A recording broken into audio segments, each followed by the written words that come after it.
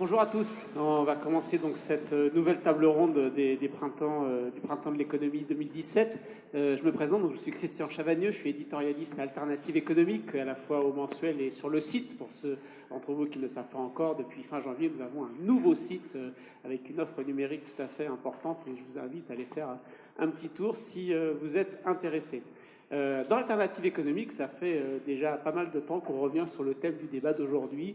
L'économie est-elle une science? Alors, si vous suivez un petit peu ces débats, vous savez que, l'année dernière, il y a eu un épisode un petit peu violent dans la tribu des économistes, puisqu'il y a un livre qui est sorti sur le négationnisme économique et comment s'en débarrasser. Ça a donné lieu à pas mal de réponses. La trame du livre, brièvement résumée en une seconde, c'est l'économie est une science parce que c'est une science expérimentale. Une science expérimentale, qu'est-ce que ça veut dire? Pour les deux États américains, il y en a un qui augmente le SMIC, pas l'autre. Vous regardez les effets comparés sur l'emploi, comme ça vous permet de savoir tout de suite si augmenter le SMIC, ça détruit l'emploi ou pas. Et donc l'économie serait devenue une science parce qu'elle est devenue une science expérimentale. Donc tous ceux qui parlent d'économie et qui ne font pas de science expérimentale sont des charlatans par définition. Conclusion, ils font s'en débarrasser, pas de poste institutionnel, pas d'accès aux médias. C'était la trame du livre. Un livre assez violent sur le fond, assez violent sur la forme. Très rapidement, il a pu être démontré qu'il y avait des erreurs factuelles, quelques mensonges ici ou là, mais le débat de fond se poursuit puisque très récemment, aux éditions de l'Échappée, un petit livre vient de sortir qui s'appelle « Misère du scientisme en économie », notamment avec des textes de Xavier Arago, André Orléans, beaucoup d'autres auteurs qui reviennent sur cette question: est-ce que l'économie est une science ou pas? Donc je crois qu'on a une étudiante qui va nous introduire le débat avant d'entrer directement dans le vif du sujet. Bonjour à tous et merci d'avoir répondu présent à cet événement.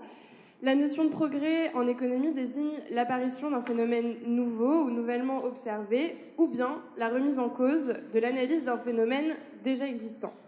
Alors que le progrès semble inéluctable dans de nombreuses disciplines scientifiques comme la physique ou la médecine, il paraît évident qu'il y en est aussi en économie. Alors, est-ce qu'on peut définir un socle commun acquis par tous les économistes et sur lequel on s'appuierait pour mesurer le progrès ? Donc, comme M. Chavagneux l'a évoqué, il y a eu un ouvrage de Pierre Cahuc et André Zilberg, le négationnisme économique et comment s'en débarrasser, qui a été publié en septembre dernier et qui a fait débat au sein des économistes. Et donc, on peut se demander si les méthodes des économistes sont tout à fait établies. Peut-on dire donc que leur connaissance représente l'état d'une science neutre et consensuelle en attendant remise en cause et progrès? Nous avons le plaisir de recevoir pour cette table ronde Jean-Sébastien L'Enfant, docteur de sciences économiques. Vous avez fait des recherches en histoire de la pensée économique qui portent sur donc l'histoire de la théorie du choix et sur l'histoire de la théorie de l'équilibre général. Vous avez été responsable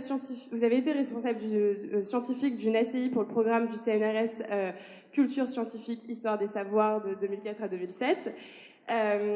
Vous avez été aussi membre du comité scientifique de l'Université européenne d'histoire de la pensée et méthodologie économique. Et vous êtes aujourd'hui professeur de sciences économiques à l'Université de Lille 1 et rédacteur en chef d'Economia, qui est une revue économique. Nous accueillons également Roger Guesnery.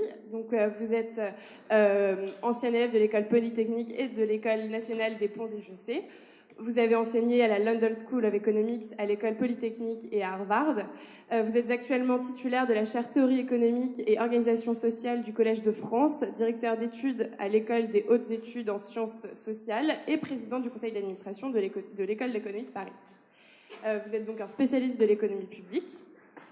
Et ce débat sera donc animé par Christian Chavagneux. Vous êtes brièvement introduit à l'instant, mais vous êtes donc docteur en économie. Vous êtes éditorialiste d'Alternative économique et Alter Eco Plus. Vous faites également partie de On n'arrête pas l'écho sur France Inter et de la librairie de l'écho sur BFM Business. Vous êtes ancien économiste de la Société Générale, ancien chargé d'études à l'Agence française de développement, ancien professeur à Sciences Po et à l'Université Paris-Dauphine, et vous êtes auteur de nombreux ouvrages comme Une histoire brève des crises financières, des tulipes aux subprimes. Messieurs, je vous souhaite un excellent débat qui, je l'espère, éclairera le public sur la question du progrès en économie. Merci beaucoup. Bon, on va se lancer directement. Je pense que le mieux est de commencer par Roger Guenry qui va nous faire voir que ce débat, il n'est pas complètement nouveau. Oui, moi je n'interviens pas sur les questions immédiates que vous avez posées et sur les questions d'actualité, sur le livre que vous avez évoqué. Mais je vais essayer de montrer, mon idée était de montrer qu'il y a des débats en économie et que c'est une longue histoire, que l'histoire de la construction du savoir économique, dont je crois malgré tout qu'il est dans la dimension temporelle longue, cumulatif, fait émerger beaucoup de remous. Alors, pour partir, je vais partir de l'an 33, sous l'empereur Tibère, qui avait décidé de rapatrier une partie des capitaux de l'Empire sous forme de propriété foncière dans l'Italie. Et ça a suscité une grave dépression dans tout l'Empire romain.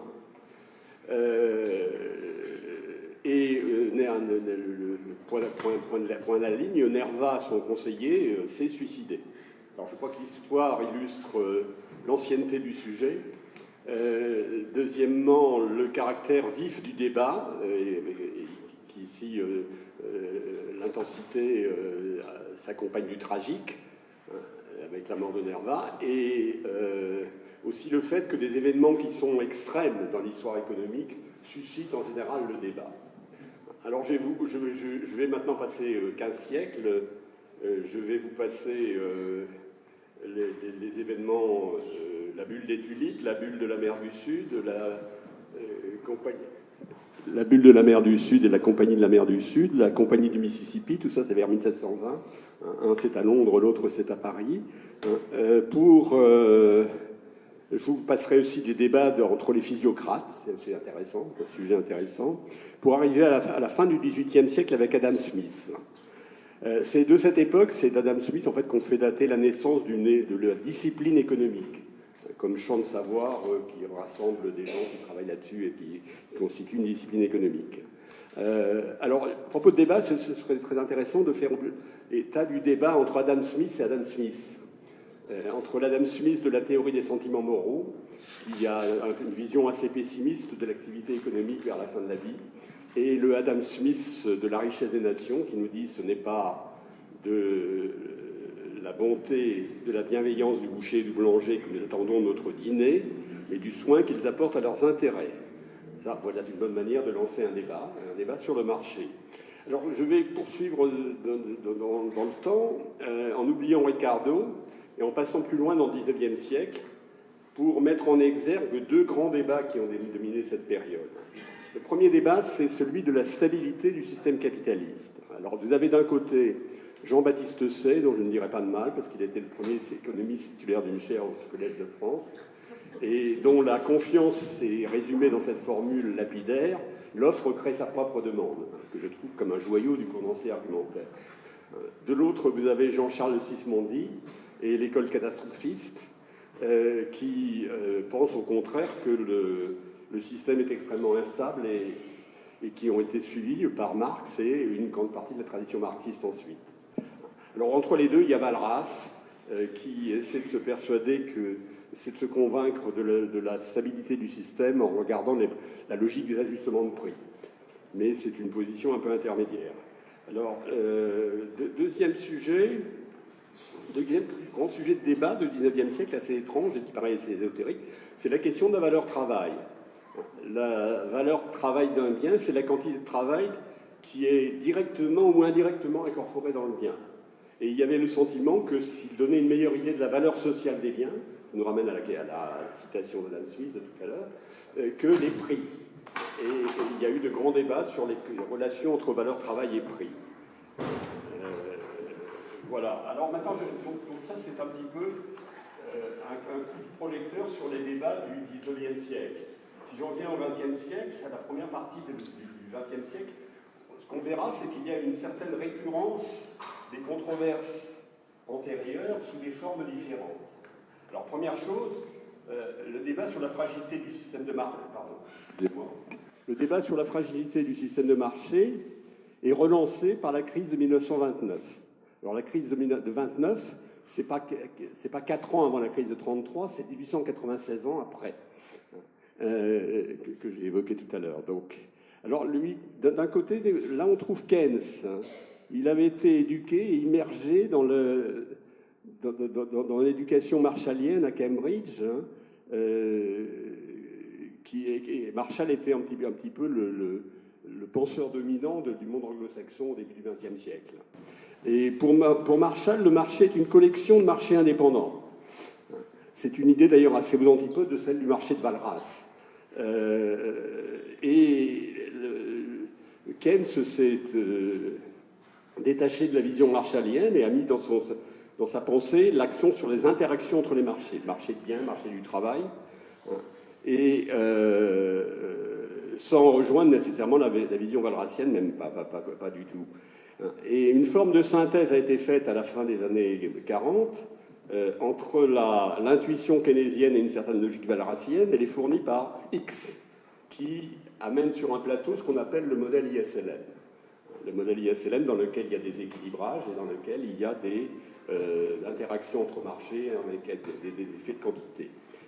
Et qui va être une référence importante pour la politique économique de l'après-guerre. Et qui est aussi une référence de tous les grands modèles macroéconomiques qui sont utilisés jusque vers les années 70-80 pour éclairer les politiques macroéconomiques des grands pays, de la France en particulier. Alors, deuxième récurrence, je pense que le débat qu'il y a eu dans les années 50, 45, 45, 50 sur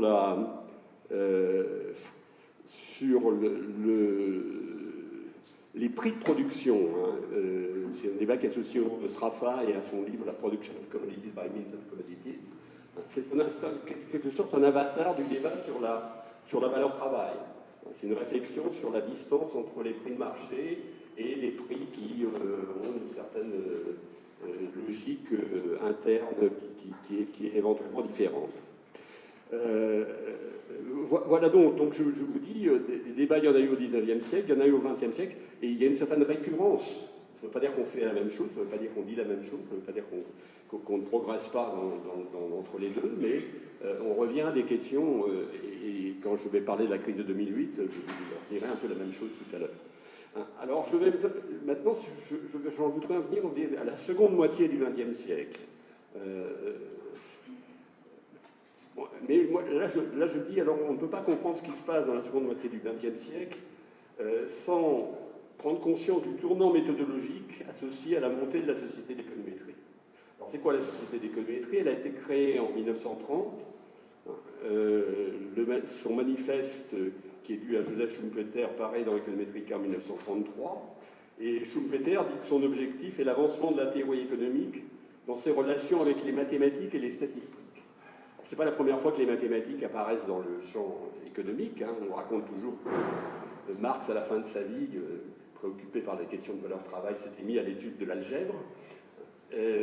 Mais là, c'est une vision beaucoup plus systématique. C'est-à-dire que la société d'économétrie propose de facto une certaine division du travail. D'un côté, vous avez le théoricien qui fait de la modélisation avec des mathématiques. Hein. Les mathématiques, c'est le prolongement du raisonnement par d'autres moyens.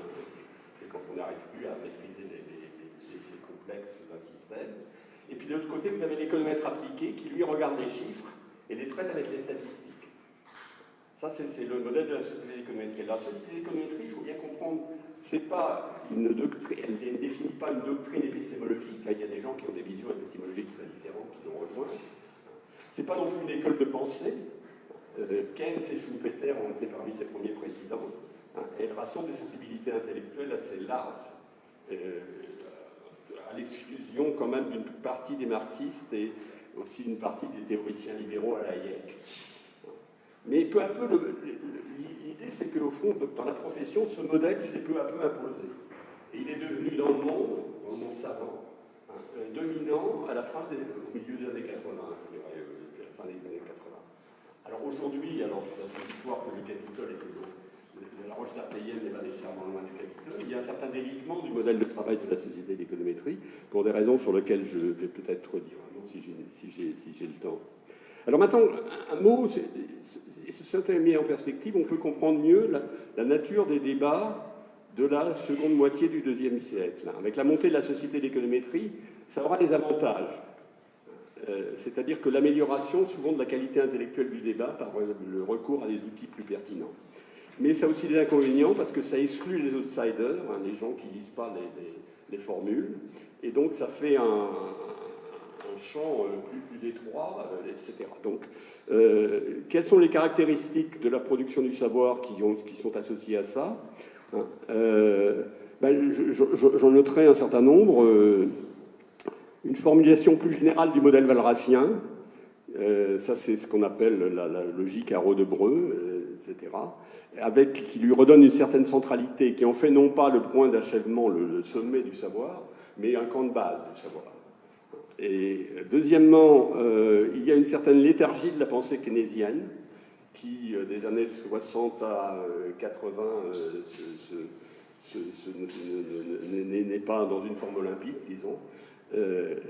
J'ai écrit des choses qu'on appelle keynésiennes à ce moment-là, donc c'est pour ça que je peux en parler. Maintenant, en même temps, il y a une montée de l'influence de ce qu'on appelle l'école de Chicago. L'école de Chicago, c'est Friedman et Lucas. Elle est caractérisée par une confiance dans la stabilité du marché supérieure à la moyenne. Mais à côté de ça, il y a toute une série d'innovations dans le savoir. Je pense à toutes les théories de la croissance, je pense à toute la montée en puissance des réflexions sur les asymétries d'information. Et en même temps, il y a multiplication des domaines. Alors aujourd'hui, nous sommes dans une nouvelle période. J'ai encore... donc je tiens mon temps, c'est pas facile. Donc voilà, je suis arrivé à la fin des années 80, des années 2000. Je vous ai évoqué une certaine ligne de force de modification du savoir, de construction du savoir. Maintenant, où en sommes-nous? Alors, premièrement, le recul du modèle de la société d'économétrie. Aujourd'hui, les gens font beaucoup plus d'études empiriques. Et ça, c'est lié en partie à l'avènement du big data, à la multiplication des données que l'on observe un peu partout. Alors, je pourrais discuter longuement de la valeur de ce qu'on tire des données, pour faire écho à ce que disait Christian tout à l'heure. Vous avez un peu de temps, allez-y. Oui, je pense que c'est beaucoup moins ce qu'on tire des données est toujours relativement subjectif, et il faut pas mal, sur tous les phénomènes qui sont des phénomènes longs. On ne peut pas, sur des données courtes, tirer des inflexions très fortes. Moi, je regarde, c'est par exemple la première mondialisation, qui a débuté en 1846, qui a fini vers 1900. Eh bien, pendant toute cette première mondialisation, il s'est passé des tas de choses, mais c'était des phénomènes tellement lents, c'est des mouvements de plaques tectoniques, que personne ne s'en apercevait. Il a fallu qu'on attende les Kscherolines et les années 20 pour que les gens donnent une explication qui ressemblait un petit peu à quelque chose. Donc, moi, je suis assez réticent sur la force des renseignements. Ça ne veut pas dire qu'on ne tire pas d'enseignement. Il y a des tas de choses que l'on peut déduire de façon certaine. Il y a des tas de choses importantes sur lesquelles on n'a pas de certitude du tout. Alors, aujourd'hui, on est Alors, il y a eu une multiplication des champs, et l'enfermement un petit peu sur les mathématiques, etc., a conduit à une certaine balkanisation du savoir.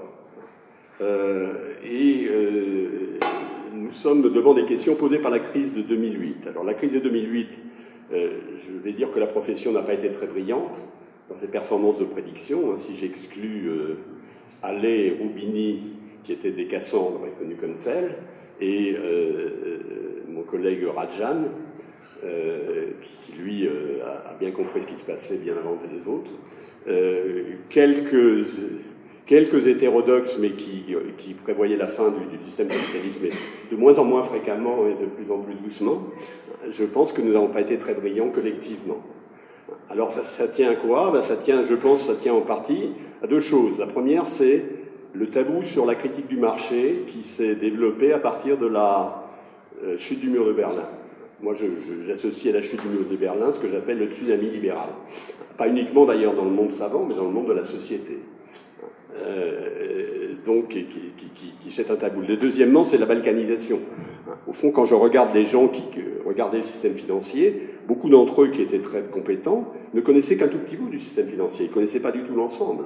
Les gens qui faisaient de la tarification des options avec des outils mathématiques hyper sophistiqués, ben, ils ne savaient pas très bien ce qui se passait avec la titrisation et des choses comme ça. Et donc aujourd'hui, notre savoir est quand même particulièrement mis à l'épreuve par ce qui vient de se passer. Nous sommes dans une zone, comme vous le voyez quand on discute sur la politique monétaire, des choses comme ça. Moi, sur la politique monétaire, c'est très simple. Autrefois, j'enseignais à mes étudiants la règle de Taylor. Et je leur disais, après avoir enseigné la règle de Taylor, je leur disais, avec ça, vous pouvez devenir gouverneur de n'importe quelle banque centrale. Maintenant, je leur enseigne toujours la règle de Taylor, parce que je sais comment ça fonctionne, et je leur dis toujours à la fin, avec ça, ça ne vous servira strictement à rien. Donc, plaisanterie, hein, parenthèse. Non, donc, il y a vraiment des questions fondamentales qui sont posées par la crise, par notre compréhension de la crise, et ces questions sont pour moi associées à la coexistence entre les faits et les représentations, c'est-à-dire à l'idée que les gens se font du monde. Ce qui se passe aujourd'hui dépend de tas de choses qui ont lieu aujourd'hui, mais il dépend aussi de l'idée que les gens se font du monde demain. Ça s'appelle les anticipations dans le monde technique, hein, pour utiliser les mots techniques. Et je crois qu'on a un gros problème de remise en question de notre compréhension des anticipations. Mais là, je fais un peu de publicité pour ma recherche et je crois que je vais m'arrêter là. Merci. Il nous reste encore quelques petites minutes. Une question. Dans les années 30, quand il y a eu la crise, ça a quand même provoqué chez les économistes une volonté de se remettre en cause. Et puis d'autres théories sont apparues, d'autres représentations du monde sont apparues. On a l'impression qu'avec cette crise, il ne s'est rien passé. Alors, vous l'avez dit, non seulement les économistes n'ont pas prévu la crise des subprimes, mais ça encore personne vraiment l'avait prévu, mais ils n'avaient pas conceptualisé le fait que des crises, des bulles financières étaient possibles, que des crises étaient possibles. Ça, quand même, ça devrait être remis en cause. On a l'impression que les mêmes personnes qui dirigeaient des grands départements américains sont toujours à la tête des grands départements américains et que la crise, finalement, n'a pas eu d'effet sur la réflexion économique. Est-ce que c'est juste ou pas? Il y a deux choses. Hein. Premièrement, il y a quand même des modifications un peu souterraines qui se font, et qui font que dans quelques années, probablement, on mettra l'accent sur des points sur lesquels on n'aura pas mis l'accent. Maintenant, moi, je partage l'opinion sur lequel on n'est pas revenu suffisamment sur un certain nombre de schémas intellectuels fondamentaux qu'il faut remettre en question. Pourquoi je comprends fondamentalement la crise. C'est ce que je pensais. Maintenant, voilà ma réponse. Merci. Jean-Sébastien L'Enfant. Bien, bonjour à tous, merci donc de l'invitation. Alors, sur cette question du progrès et de savoir si l'économie est rythmée par des progrès, je vais prendre peut-être la question d'abord de manière assez abstraite a priori, avant de l'illustrer avec trois exemples pour décliner ces idées. Bon, c'est vrai que la notion de progrès, quand on l'évoque à quelqu'un qui fait des sciences sociales, l'économie est une science sociale, c'est quelque chose qui paraît d'abord assez, peut-être finalement étrange ou malaisé à appréhender, parce que ça renvoie quand même à une philosophie souvent positiviste du 19e, ou à ça rappelle l'idée selon laquelle il faudrait essayer de comparer, confronter et faire un parallèle entre le développement de la science économique ou d'autres sciences sociales avec les sciences dites dures. Et immédiatement, on se heurte à plein d'obstacles lorsqu'il s'agit de l'appliquer à l'économie. Bon, partons de l'idée, en tout cas, qu'il s'agit de savoir s'il y a en économie une accumulation de connaissances, mais pas seulement, aussi de savoir-faire, qui serait partagé largement, sinon de manière unanime, par une communauté de chercheurs. Mais immédiatement, dès qu'on a dit ça, on se pose d'autres questions, parce que s'il y a une forme d'accumulation des connaissances et des savoirs, de quel type de connaissances parlons-nous? De quel type de savoir-faire parlons-nous? On pourrait d'abord penser à des progrès tout simplement d'ordre théorique ou strictement analytique. Par exemple, des questions qui sont posées dans un certain langage, dans un certain type de modèle, qui ne sont pas résolues et qui finissent, au bout de quelques années, quelques décennies, paraître résolue. On trouve des réponses, on trouve des solutions, on trouve des théorèmes. Et éventuellement, cela peut soit clore un débat, une question, soit ouvrir sur de nouvelles questions. Ça serait une première appréhension assez finalement restrictive, sans doute, de la notion de progrès. On peut se demander s'il s'agit de progrès du point de vue des techniques ou des méthodes d'investigation qui mettent à jour ou qui aident à mettre à jour des régularités de comportement, des corrélations entre certains phénomènes ou entre certaines variables économiques. Et Roger Guenry parlait tout à l'heure de l'importance des années 30 et progressivement de la montée en puissance de l'économétrie et encore aujourd'hui d'autres techniques statistiques. Parler de progrès, ça pourrait être aussi savoir si dans le prolongement du développement de nouvelles techniques ou d'innovation empirique, on peut y associer finalement ou faire émerger de nouveaux concepts qui n'étaient pas utilisés par les économistes préalablement et qui sont proposés, qui viennent finalement enrichir à partir de là l'interprétation de certains phénomènes, qui viennent enrichir notre capacité à décrire des comportements soit individuels, soit collectifs. Et finalement, une quatrième manière d'appréhender la notion de progrès, ça consisterait à dire, après tout, est-ce que les économistes, pour un type de modèle donné, ont réussi à adapter ces modèles à des situations concrètes de tel ou tel pays, de tel ou tel type de marché, de manière à en faire finalement des outils plus performants, plus sophistiqués pour guider des politiques économiques. Et là, à ce moment-là, on est plutôt dans une réflexion autour de l'opérationnalisation des modèles. On dispose de modèles pour décrire des situations théoriques et on essaie de voir comment ces modèles peuvent s'adapter pour décrire tel ou tel pays, tel ou tel fonctionnement de marché. Mais immédiatement, ça pose la question de qu'entend-on par un modèle plus performant, un modèle plus sophistiqué, quels sont les critères éventuellement de, je sais pas, simplement de bien-être économique des agents, des individus ou des groupes qui sont visés par telle ou telle politique. Donc ça, c'est une première manière de lister tous les problèmes qu'on peut associer à la notion de progrès.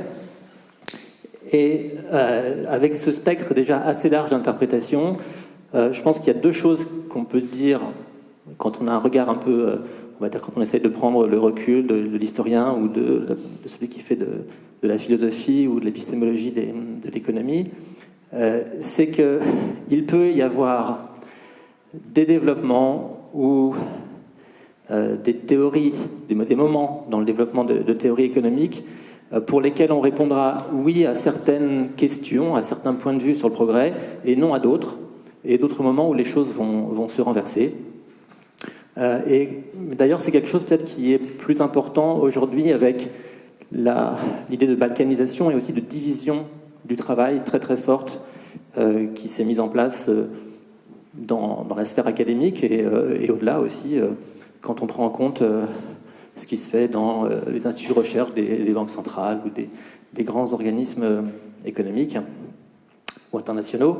Et puis la deuxième chose, c'est que l'importance relative de ces différentes notions de progrès, ces différentes manières de l'appréhender, peut elle-même évoluer dans le temps, c'est-à-dire qu'on peut à certains moments accorder plus d'importance à des progrès simplement analytiques, théoriques, tandis qu'à d'autres, on sera plus intéressé par des progrès de nature empirique ou par des innovations conceptuelles, et le fait de savoir si telle innovation conceptuelle est plus pertinente que telle autre par rapport à tel ensemble de faits identifiés par les économistes.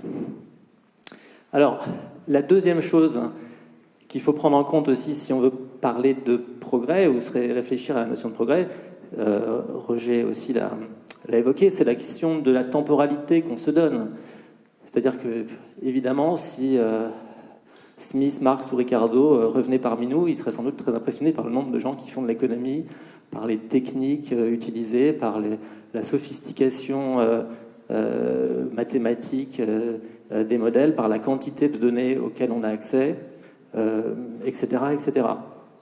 Maintenant, il est évident que ces différents objets théoriques ou ces différentes questions d'ordre empirique vont obéir dans le temps à des temporalités qui sont sans doute très variables, très différentes les unes des autres, et que finalement, pour les objets théoriques qui sont très structurants pour la discipline, qui disent des choses assez larges, mais peut-être pas très précises, mais assez larges et auxquelles beaucoup d'économistes aiment à se rattacher, l'idée de progrès ou simplement même d'évolution qui conduirait finalement à abandonner un paradigme ou un ensemble d'idées générales pour passer à autre chose, va se faire de manière très lente et progressive dans le temps. Et finalement, on a très peu d'exemples de l'expérience cruciale qui fait simplement tomber une théorie, qui fait basculer une théorie et qui conduit à tout d'un coup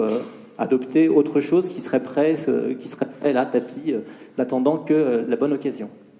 Les choses ne se passent jamais comme ça, même lorsque la théorie rencontre des résultats qui peuvent paraître comme assez négatifs. Il peut y avoir des rebondissements qui sont imprévus, mais qui conduisent, de mon point de vue aussi, à abandonner certaines questions. C'est-à-dire que si des évolutions ont lieu qui permettent finalement de poser de nouvelles questions au travers de certaines transformations, c'est aussi au prix de l'abandon de certaines questions que l'on ne peut plus poser avec les modèles. Donc, je vais essayer simplement d'illustrer un peu ces idées générales, ces éléments de réflexion, avec 3 exemples, si j'ai le temps. Donc, je voulais parler de ce qu'on appelle la théorie de l'équilibre général, qui a été un moment, on va dire, très structurant, avec une histoire assez longue, qui commence avec Walras, que Roger évoquait tout à l'heure, et qui a eu, on va dire, un cheminement assez chaotique jusque dans les années 70, qui s'est poursuivi sous d'autres formes par la suite. Je voudrais aussi dire quelques mots sur les développements récents de la macroéconomie depuis les 30 dernières années.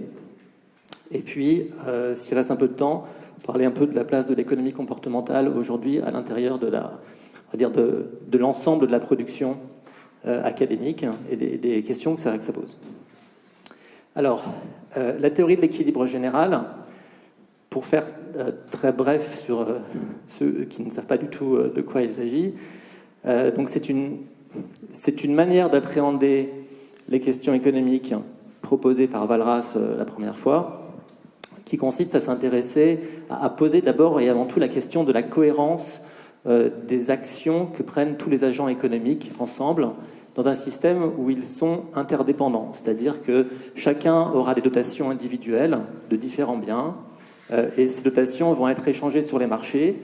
Simplement, si le prix bouge le prix change sur un marché, forcément la richesse que je détiens va aussi être modifiée parce que le prix d'un des biens que je possède est modifié sur l'un des marchés. Et donc, je pourrais acheter plus ou moins sur les autres marchés en fonction de mes préférences. Donc, Walras a tenté d'étudier un système interdépendant, comme ça, de marché, avec un nombre quelconque d'agents, et il s'est posé simplement des questions de cohérence du raisonnement économique, en commençant par se poser la question de savoir si, dans un tel marché, avec des agents qui ont des dotations individuelles, qui ont des préférences, des producteurs qui ont des technologies, est-ce qu'il existe simplement un système de prix d'équilibre? C'est-à-dire un système de prix qui fait que, quand chacun exprime ses offres et ses demandes, on observera qu'il y a un équilibre entre l'offre et la demande sur tous les marchés simultanément.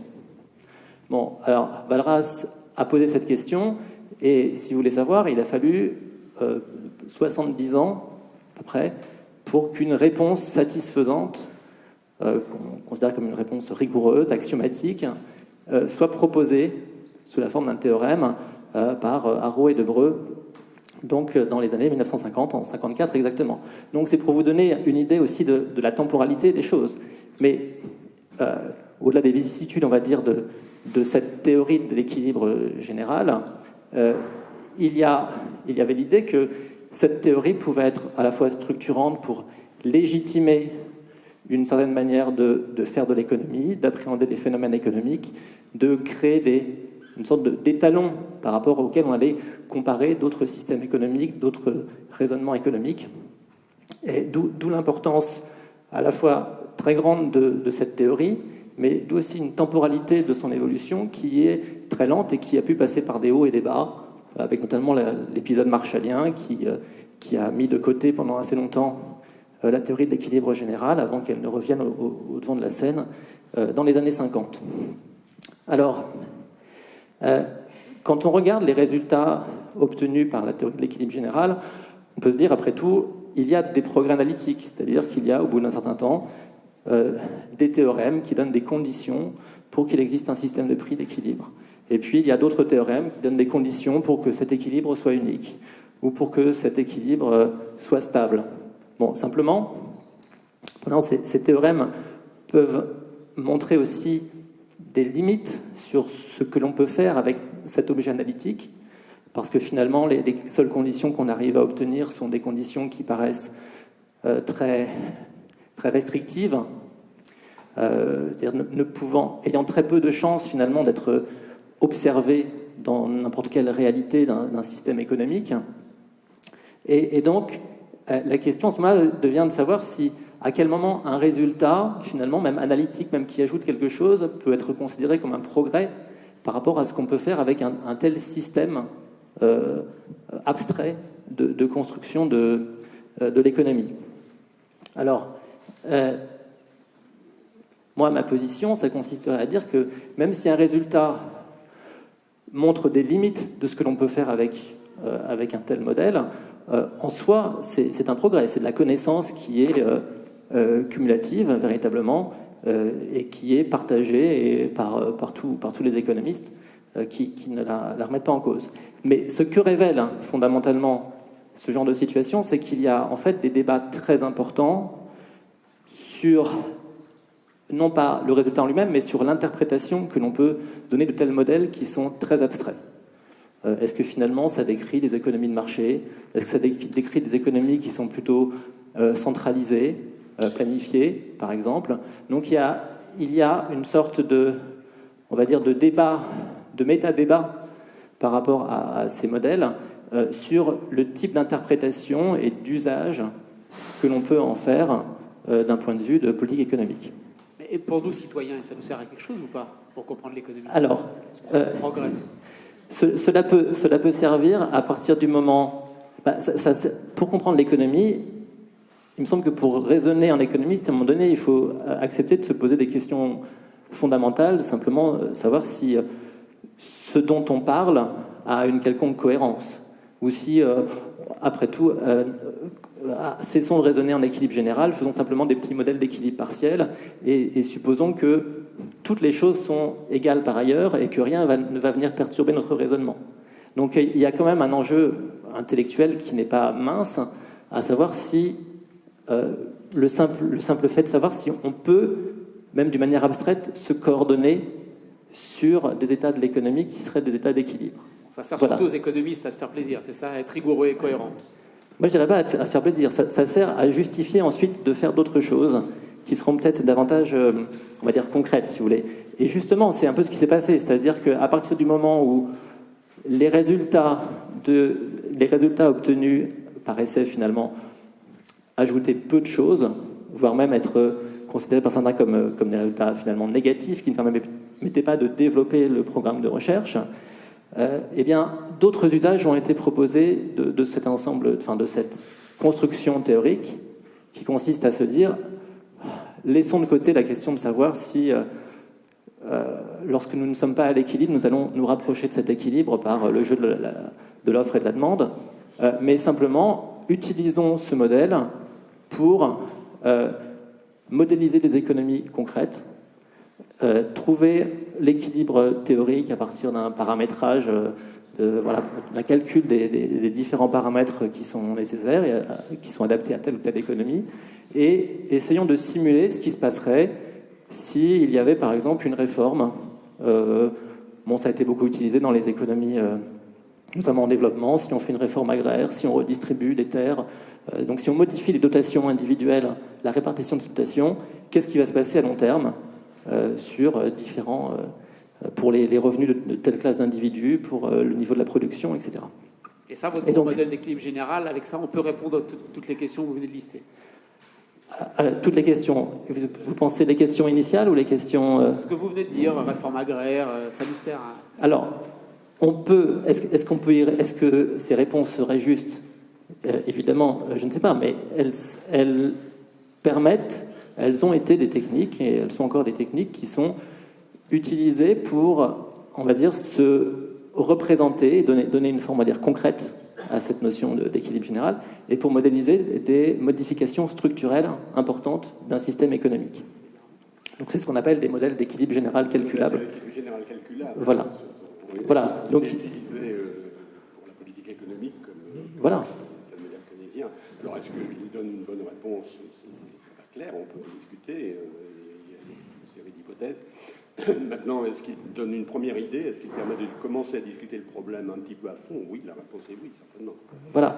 Donc ils font ça, mais ces modèles font ça, mais au prix aussi d'un abandon de certaines questions conceptuelles fondamentales qui étaient préalablement contenues dans l'idée d'équilibre général, même chez Walras ou chez d'autres. C'est-à-dire, est-ce que, par exemple, est-ce que le marché va nous conduire à l'équilibre? On ne peut pas répondre à cette question avec ces modèles, et d'ailleurs parce que finalement ces modèles ne proposent pas une théorie du marché. Ils supposent que les marchés fonctionnent selon la loi de l'offre et de la demande, parce que c'est la meilleure manière c'est la manière la plus simple, en fait, tout simplement, qu'on ait de modéliser ce qui serait le fonctionnement d'un marché, parce que c'est très compliqué dès qu'on veut modéliser d'autres phénomènes de coordination.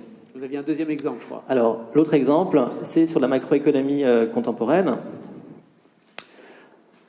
Bon, globalement, ce qui s'est passé, on va dire depuis la fin des années 60, le début des années 70, c'est une remise en cause des modèles macroéconomiques d'inspiration keynésienne qui étaient largement utilisés par les institutions internationales, les banques centrales, le FMI, etc., et beaucoup de pays pour orienter leur choix de politique économique, les relances keynésiennes et ce qu'on appelait le fine-tuning entre les relances monétaires, les relances budgétaires, etc. Bon, et puis, il y a eu dans les années 70 une sorte de proposition alternative et très, on va dire, très destructrice, hein, finalement, faite par Lucas, donc, qui a eu le prix Nobel d'économie il y a quelques années quand même maintenant, qui a... Fait de la Banque de Suède dans l'économie. Oui, je vais toujours vite parce que, voilà, je considère que tout le monde fait la différence, mais précisons les choses si vous préférez. Donc Lucas a dit finalement, et a mis en place quelque chose qui s'est imposé largement dans la modélisation macroéconomique, qu'elle soit le fait aussi bien d'économistes plutôt d'obédience classique, on va dire libéraux, et d'économistes keynésiens, qui consiste à dire nos modèles ne sont pas fondés microéconomiquement, on n'arrive pas à les appuyer sur une théorie des choix rationnels des individus, et il faut absolument que nos modélisations s'appuient sur de tels principes. Et finalement, l'aboutissement, pour beaucoup d'économistes aujourd'hui, l'aboutissement de ça, c'est ce qui est utilisé très largement aussi bien par des modélisateurs, enfin des économistes, on va dire d'inspiration keynésienne, qu'on appelle les nouveaux keynésiens, ou des économistes classiques, ou nouveaux classiques, c'est ce qu'on appelle les modèles dynamiques, stochastiques d'équilibre général. Donc c'est un mot compliqué, mais simplement, ce sont des modèles dans lesquels il y a finalement quelques principes qui sont intangibles, qui seront utilisés systématiquement, des principes de maximisation de l'utilité par un agent qui est représentatif, ou par quelques agents représentatifs qui sont censés représenter des groupes d'agents économiques. Un principe donc de maximisation intertemporelle de l'utilité, un principe aussi d'anticipation rationnelle, c'est-à-dire, pour faire simple, d'anticipation très puissante de la part de ces agents. Et avec ces quelques principes très simples et d'autres, on va dire, aménagements pour introduire des idées qu'on n'est pas en concurrence parfaite, mais qu'on est en concurrence imparfaite et que les prix ne vont pas s'ajuster aussi simplement que ça à des déséquilibres de l'offre et de la demande, on obtient des modèles qui sont utilisés dans toutes les banques centrales, quasiment du monde, enfin un très très grand nombre de banques centrales et dans les grands organismes internationaux, et qui sont présentés aujourd'hui par ces mêmes macroéconomistes comme une sorte de progrès qui aurait été réalisé de manière tranquille depuis 30 ans, sans soubresaut finalement, grâce à une forme de consensus progressif pour utiliser ces modèles, et grâce aussi à des progrès exogènes qui seraient simplement de type empirique ou statistique, c'est-à-dire qu'on a des méthodes, des capacités de calcul des ordinateurs, des méthodes statistiques qui s'imposent et qui seraient simplement... qui viendraient là de manière exogène, sans que personne ne les ait planifiées, oui, c'est vrai et qui seraient... Non, c'est pas vrai. C'est pas vrai. En fait, cette histoire, elle est pas du tout linéaire, elle est faite de débats, et l'état actuel de la macroéconomie, derrière cette modélisation, on va dire, qui est utilisée par des macroéconomistes de sensibilités différentes, en fait, elle cache des compromis qui sont fragiles et qui sont en fait des compromis entre, pour faire simple, des économistes qui diraient theory first, la théorie d'abord, les principes théoriques d'abord, et d'autres qui disent non, les données d'abord, et après on essaye de voir jusqu'où on peut on va dire conserver les principes intangibles pour faire fonctionner ces modèles. Bon, donc ce sont des compromis, et donc peut-on parler dans ce contexte-là de progrès? Je crois pas. Non, pas au sens en tout cas où je l'ai défini au départ, mais simplement c'est un état comme ça de la discipline qui semble destiner un consensus, mais parce que derrière ça, il y a, outre l'augmentation du nombre des données et des techniques qui sont disponibles, il y a aussi une demande sociale d'expertise.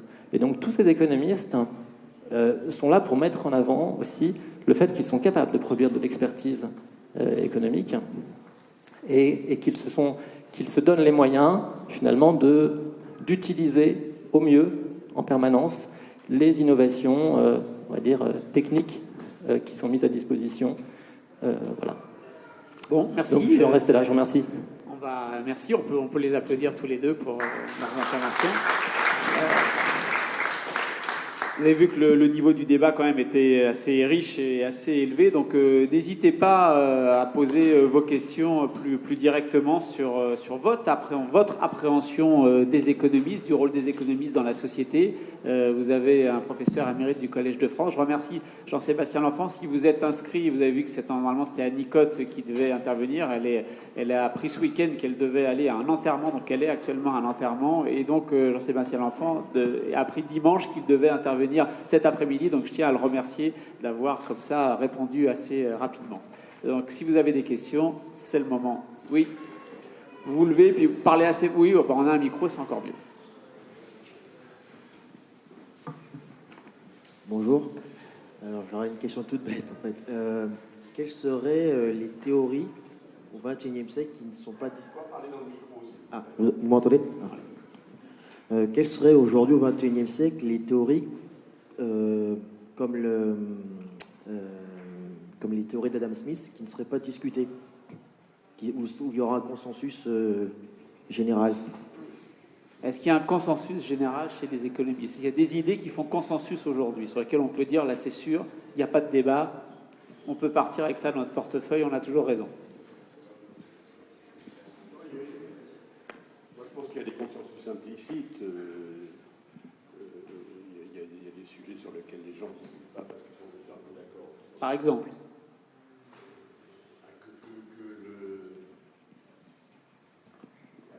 l'équilibre général, c'est un point de départ pour réfléchir à un problème.